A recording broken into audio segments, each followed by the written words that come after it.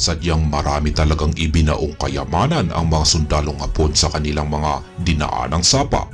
Para sa mga baguhan, sadyang piniling tahakin ng mga sundalong Hapon ang mga sapa sa kanilang pagtakas sa pinagsanib puwersa ng mga sundalong Amerikano at Pilipino.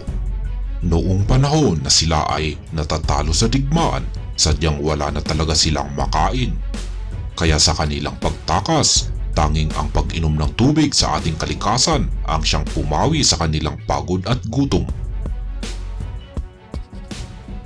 Ang tubig sa sapa ay sadyang malinis ito na pwedeng inumin na di tulad ng tubig na galing sa ilog. Dahil sa malinis nitong tubig, ito ang isang dahilan kung bakit karaniwang sa mga lumang sapa ibinaon ng mga sundalong Hapon ang kanilang dalang kayamanan ni Yamashita. Ngayon, ang ating tatalakayin na marka sa video na ito ay may kinalaman sa lumang sapa na siyang kinalalagyan ng nakatagong deposito. Sa markang ito ay ating nakikita ang simbolong parang letrang C at sa itaas nitong bahagi ay may nakadikit dito na isang arrow sign. Ang aking pagbasa sa kahulugan ng markang ito ay object is in the creek o nasa lumang sapa ang mahalagang bagay na ating hinahanap. Kaya isa itong marka na nagkukumpirma sa tamang lugar na kinalalagyan ng kayamanang ibinaon ng mga sundalong Hapon. Ang buong katawan ng simbolong ito ang siyang kumakatawan sa lumang sapa sa lugar. Ang nakadikit naman dito na isang arrow sign ay nagpapahiwatig na ang lumang sapa ay ang siyang kinalalagyan ng depositong ating hinahanap. Sa kadalasan, ang direksyon kung saan nakaturo ang arrow sign na ito ay ang bahagi ng lugar kung saan natin matatagpuan ang lumang sapa.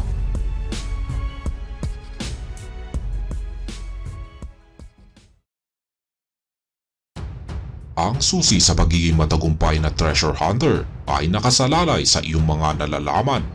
Kaya kung mas marami kang nalalaman tungkol sa mga kayamanan ni Yamashita, mas magiging madali ang iyong paghahanap at paghuhukay sa mga bagay na ito. Meron nga tayong kasabihang mas nakakalamang ang may alam.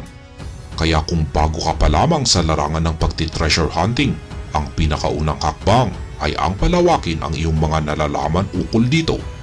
At sa bilong ito ay malugod kitang inaanyayahan na pakinggan ang aking pagbabahagi sa aking mga nalalaman at mga karanasan sa paghahanap sa mga kayamanan ni Yamashita.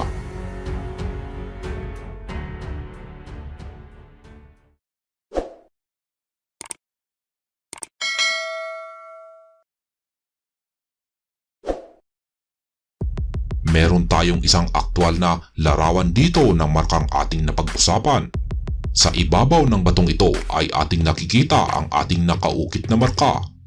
Base sa paraan ng pagkakaukit nito ay sadyang malalim ito at masasabi kong ito ay lehitimong gawa ng mga sundalong Hapon. Kapag ganitong marka ang ating natagpuan sa ating lugar, meron na agad tayong ideya sa tamang lugar na kinalalagyan ng mahalagang bagay na ating hinahanap. Ito ay nakabaon sa isang lumang sapa. Kaya ang sunod nating gagawin dito ay ang hanapin ang lumang sapa na ito. Kung nagawa nating mahanap ang lumang sapa na tinutukoy ng ating marka, ang sunod nating gagawin dito ay ang suriin ang buong mga bahagi nito. Kailangan nating suriin itong mabuti at hanapin ang kasunod na importanteng marka. Kapag ating nahanap ang kasunod na importanteng marka, ang kahulugan nito ang siyang makakapagsabi sa tamang lugar na ating huhukayin. Sa kadalasan, ang kinalalagyan ng markang ito ang lugar mismo na siyang ating huhukayin. At hanggang dito na lamang tayo sa bidong ito. Ako si Elmo Zugwalt na nagsasabing tayong mga treasure hunters ay hindi marunong sumuko sa paghahanap sa mga nakatagong kayamanan ni Yamashita.